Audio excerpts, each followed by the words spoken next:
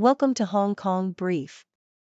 The content of the briefing includes Hong Kong lagging behind in e-payments as Octopus, cash still dominate.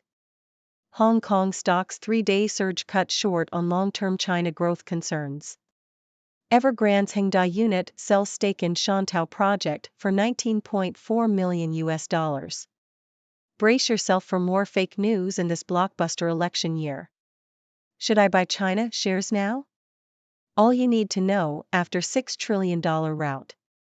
Hong Kong lagging behind in e-payments as Octopus, cash still dominate. South China Morning Post. Hong Kong's preference for cash payments over e-wallets has frustrated mainland Chinese visitors, despite the city's efforts to promote cashless payments. While e-payment platforms such as WeChat Pay and Alipay HK have seen increased usage, many small businesses still prefer cash payments due to the relatively high transaction fees associated with e-payments. Additionally, privacy concerns and the lack of connection between payment tools have hindered the adoption of e-payment platforms in the city. Experts have suggested that the dominance of the Octopus card, an early contactless payment system, has also hindered the development of Hong Kong's e-payment ecosystem. Hong Kong stocks 3-day surge cut short on long-term China growth concerns. South China Morning Post. Hong Kong stocks fell on Friday, ending a 3-day rally, as initial optimism over China's rescue measures faded. The Hang Seng Index declined 0.3% to 16,158.56. The Tech Index fell 1.7% and the Shanghai Composite Index weakened 0.3%. Despite the decline, it was the first winning week of 2024 and the best 5-day period in more than 6 months. Investors continue to be concerned about China's long-term growth trajectory, with consumption growth remaining subpar and the property market weighing on spending and inflation. Evergrande's Hengda unit sells stake in Shantou project for $19.4 million. South China Morning Post. China Evergrande Group's unit, Hengda Real Estate Group Yadong, has agreed to sell its entire 65% stake in Shantou Hengming Property Development for 137.6 million Chinese yuan, $19.4 million, as it continues to pare down assets whilst awaiting the outcome of its debt restructuring proposal.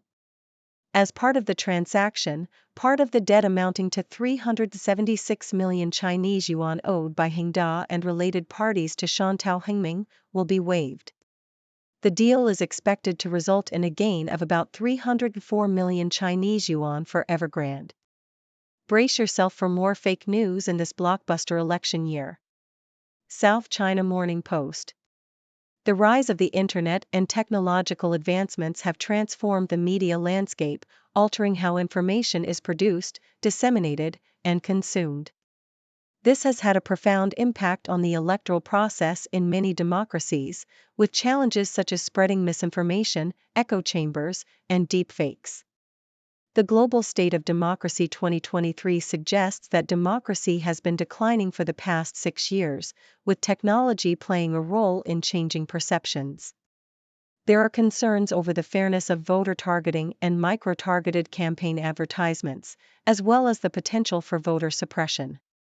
Safeguarding the integrity of elections requires collaboration and regulation. Should I buy China shares now? All you need to know after $6 trillion rout. Bloomberg. China's stock market is currently at historically low valuations, making it a potentially attractive investment opportunity. The CSI 300 index has fallen more than 40% from its 2021 peak, while the Hang Seng China Enterprises Index has lost over 50%. The market has been hit by a series of challenges, including a private sector crackdown, COVID-19 restrictions, a property slump, deflationary pressures, tensions with the U.S., and a shrinking population. However, authorities have recently ramped up their support, leading to hopes of a market rebound. Skeptics warn that nothing fundamental has changed and caution against entering the market prematurely. Gustav Klimt portrait found after almost 100 years. BBC. A lost painting by Austrian artist Gustav Klimt has been discovered in Vienna after being missing for 100 years. The painting, titled Portrait of Fräulein Lieser, once belonged to a wealthy Jewish family and was last seen in public in 1925. The current owners have had the painting since the 1960s. The Im Kinski auction house estimates the painting's value at more than $54 million. The painting will be put up for auction on April 24 on behalf of the owners and the legal successors of the Lieser family. The painting will be presented at various international locations before the auction. An art lawyer has found no evidence that the painting was looted or stolen during the Second World War. Klimt's art has previously sold for huge sums at auction. Asia stocks on track for weekly gain, eyes on U.S. inflation test. Yahoo! Asian markets appeared to be heading for a weekly gain of 2% as they snapped a 3-week losing streak. The MSCI's broadest index of Asia-Pacific shares outside Japan rose 0.03%, while the blue chip index rose 0.03% in China. China's economy has been given a boost by the country's central bank, which has announced a deep cut to bank reserves that will inject about $140 billion of cash into the banking system. These Filipinos paid thousands for a job in Poland. Now they feel cheated. Al Jazeera. Filipino workers are being exploited by a network of agencies and agents that promise them jobs in Poland but fail to deliver, according to Al Jazeera. The network is allegedly taking advantage of the growing demand for Filipino workers in Poland, which issued 22,557 work visas to Filipinos in 2020, compared to just 2,057 in 2018.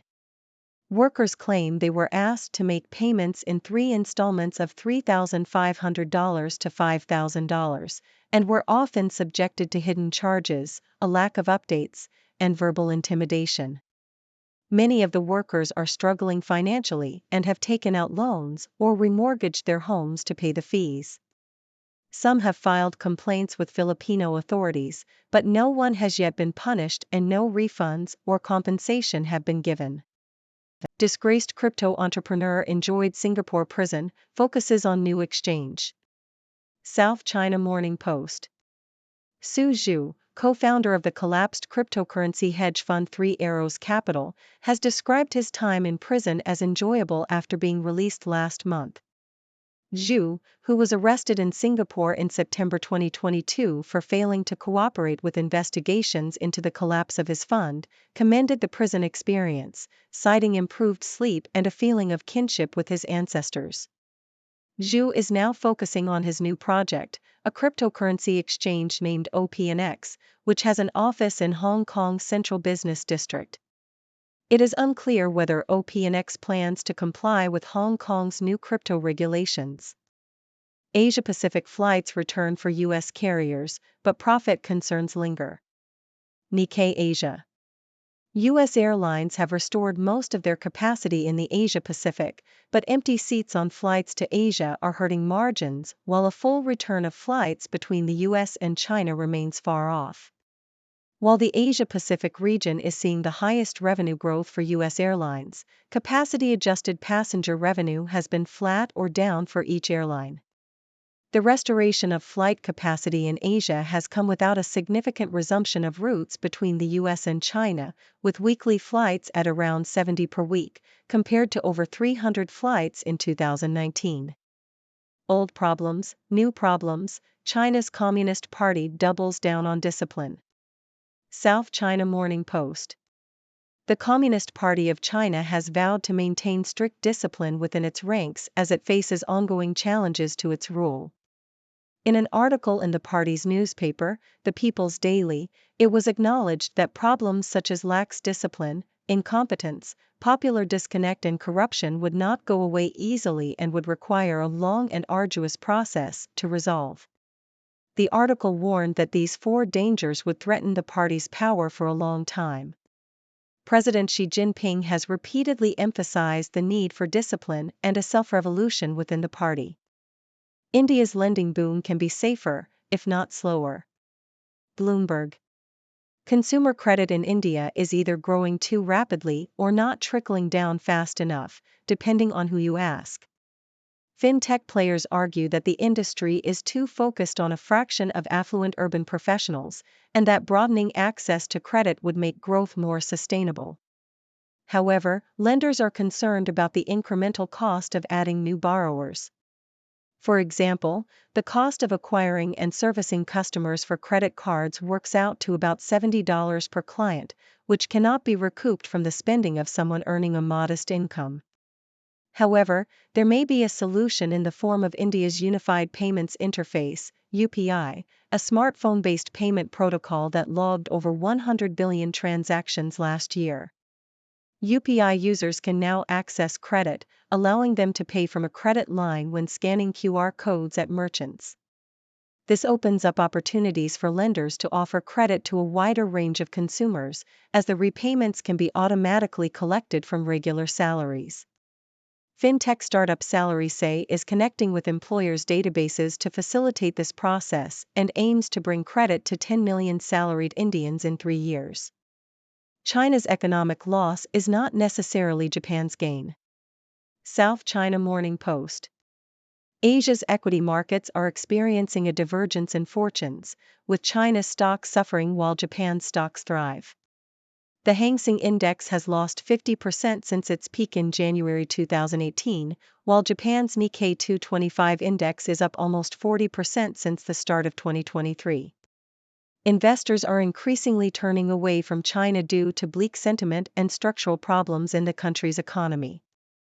Meanwhile, Japan is benefiting from its status as a major security ally of the US and its role in supply chain onshoring, as well as being seen as an alternative to China for international investors. China's problem with the genocide case against Israel. Foreign policy.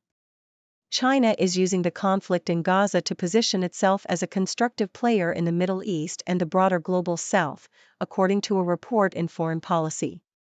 China's engagement with the war can be seen as part of a strategy to displace U.S. diplomatic hegemony by promoting multilateralism that is both resistant to Western dominance and susceptible to Chinese influence. Part of this strategy involves joining and forming multilateral forums that exclude the U.S., such as the Shanghai Cooperation Organization, the BRICS Group, and Beijing's newly established Global Development Initiative, Global Security Initiative, and Global Civilization Initiative. China is also challenging the U.S. in shared multilateral forums, such as the UN, where China has repeatedly criticized the U.S. for vetoing resolutions calling for an immediate ceasefire in Gaza. China has stood to gain from its own and other countries' efforts to address the Gaza crisis through multilateral institutions, as it can now claim to have amplified non-Western calls for a ceasefire, humanitarian relief, and a two-state solution and taken the U.S. to task for obstructing them. However, the recent charge of genocide brought against Israel in the International Court of Justice complicates China's calculus. The problem for China is that it stands accused of genocide and crimes against humanity for its treatment of the Uyghurs and other minorities in Xinjiang, and if momentum builds behind the Israel case, it could spur new multilateral action on Xinjiang. Hong Kong charities can ill afford to break public trust. SCMP opinion. The recent arrest of 4 directors and warrants for 3 others of the Hong Kong Christian charity, the Christian Jingxing Association, has raised concerns about trust and transparency in the charity sector. The charity, which was set up almost 40 years ago to help drug addicts, has been accused of transferring funds to overseas bank accounts. The case could have a negative impact on public donations, and funds already raised may be frozen. This case highlights the need for greater regulation and transparency in the charity sector in Hong Kong. Ladies and gentlemen, I am Dr. Six, your resident observer from the 6 Degrees world, bringing you the latest news from around the globe. Today, we discussed a variety of topics, from Hong Kong's struggle with e-payments to the discovery of a lost painting by Gustav Klimt. Let's dive into the analysis. First, we explored the issue of e-payments in Hong Kong. Despite efforts to promote cashless payments, the city still lags behind in adopting e-wallets. high transaction fees, privacy concerns, and the dominance of the Octopus card have hindered the growth of e-payment platforms. While mainland Chinese visitors may be frustrated, it seems that Hong Kong still prefers the familiarity of cash. Next, we turn to the stock market, where Hong Kong stocks experienced a decline after a 3-day rally. Concerns about China's long-term growth trajectory, including subpar consumption growth and a struggling property market, continue to weigh on investors' minds. However, it was still the first winning week of the year and the best 5-day period in over 6 months. In other news, China Evergrande Group's unit, Hengda Real Estate Group Yadong, sold its stake in a Shantou project as part of its ongoing efforts to reduce assets while awaiting the outcome of its debt restructuring proposal. This move is expected to result in a gain for Evergrande. Meanwhile, we discussed the rise of fake news in the upcoming election year and the need for collaboration and regulation to safeguard the integrity of elections. Shifting our focus to investment opportunities, we explored whether now is the time to buy China shares. The stock market is currently at historically low valuations, but skeptics warn that nothing fundamental has changed. It's important to exercise caution and not enter the market prematurely. In the world of art, a lost painting by Gustav Klimt titled Portrait of Fräulein Lieser has been discovered in Vienna after being missing for almost 100 years. The painting, estimated to be worth over $54 million, will be put up for auction. Klimt's art has previously sold for huge sums, so this is an exciting find for art enthusiasts. Moving on to the Asian markets, they appeared to be heading for a weekly gain after a 3-week losing streak. China's economy received a boost from the country's central bank's deep cut to bank reserves, injecting cash into the banking system. We then discussed the exploitation of Filipino workers in Poland, as a network of agencies and agents promised them jobs but failed to deliver. Many workers have faced hidden charges, lack of updates, and verbal intimidation. This highlights the need for stricter regulations to protect workers from such exploitation. In the crypto world, Su Zhu, co-founder of the collapsed cryptocurrency hedge fund 3 Arrows Capital, described his time in prison as enjoyable after being released. He is now focusing on his new project, a cryptocurrency exchange named OPNX. We also touched on the challenges faced by U.S. airlines in the Asia-Pacific region, with empty seats on flights to Asia hurting margins. The Communist Party of China has vowed to maintain strict discipline within its ranks as it faces ongoing challenges to its rule. Lax discipline, incompetence, popular disconnect, and corruption are seen as 4 dangers that threaten the party's power. President Xi Jinping has emphasized the need for discipline and a self-revolution within the party. We also discussed the lending boom in India and the challenges it faces. Fintech players argue for broader access to credit, while lenders are concerned about the incremental cost of adding new borrowers. However, India's Unified Payments Interface (UPI) may offer a solution, allowing users to access credit and repayments to be automatically collected from regular salaries. Lastly, we explored the divergence in Asia's equity markets, with China's stocks suffering while Japan's stocks thrive. Bleak sentiment and structural problems in China's economy have led investors to turn away, while Japan benefits from its role in supply chain onshoring and its relationship with the U.S. That wraps up today's news. I hope you found it both informative and entertaining. Now, it's time for you to join the discussion. What are your thoughts on these topics? Do you have any questions for me? The floor is yours. Thank you for tuning in. The content above showcases the latest briefing reports and analytical synopses, thoughtfully curated by the 6Do team. These insights stem from a wide array of reputable media outlets, think tanks, government sources, and specialized experts worldwide. We encourage you to explore these sources for a comprehensive perspective. Keep in mind that while the content may not always align with the official standpoint of 6Do Brief, it's not meant to be taken as absolute directives for decision-making. Comprising seasoned media professionals, learned scholars, and accomplished scientists, the 6Do team embodies a trailblazing, fully independent media entity. To customize 6Do Brief to meet your professional needs, you have the option to subscribe to a diverse array of briefings on our website, 6dobrief.com. Regardless of your location, you can conveniently receive 6Do Brief via email.